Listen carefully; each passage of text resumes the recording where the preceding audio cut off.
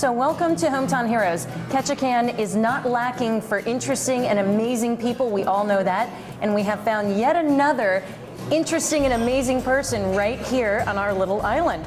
Mike Harpold wrote a brand new book, and it is called Jumping the Line. And you have such an amazing history in the subject matter of this book. Not only that, but the story about how you wrote this book, what you went through to write this book, is really kind of tantalizing. So tell me first what you did before you came to Ketchikan, because I think that's a big piece of what this book is all about. You met Mike long before the book. How did that happen? Well, I got to Ketchikan, because I was working for a guy. So I ended up in Ketchikan after being in Anchorage, Homer, Kenai, Soldana, Kodiak, all over Alaska.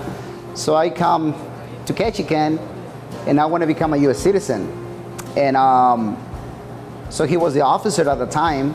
So I met him and then he's like, "Oh, so are you ready for your test?" And I was like, "Yeah."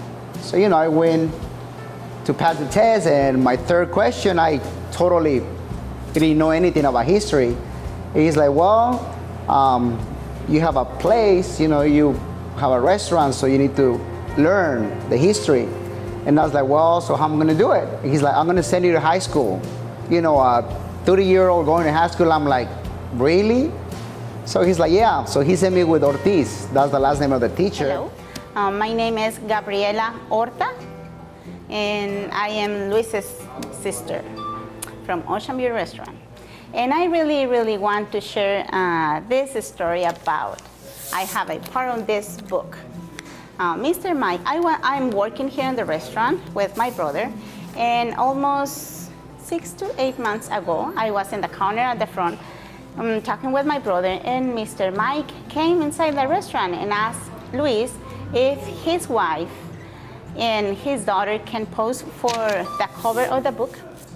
And Luis said, "Oh, you know what, I'm sorry, but my wife, my family now is in Mexico." And I was just on my brother's side.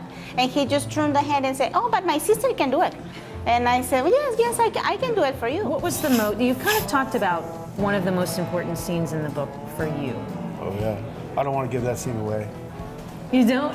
No, okay. no. Because you want people to read it, obviously. Yeah, well, I mean, it's like, there's two places in the book where I was in shock almost. Like the ending is just completely, it was amazing. It was amazing. I told Mike that I really like Charles Dickens and how you have all these different stories and how they're woven together. And I thought it was that kind of a thing.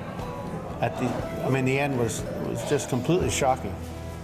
I thought it was amazing, yeah. Well, there were a lot. I mean, everyone has an individual story. Everyone. Everyone that crosses. And I've tried to capture that in this. And a lot of them are really heart-rending. And if you're a Border Patrol officer and this is what you're doing, you have to constantly remind yourself of why. And that you can't solve the world's problem. Thank you so much for giving me the opportunity to share these stories with you.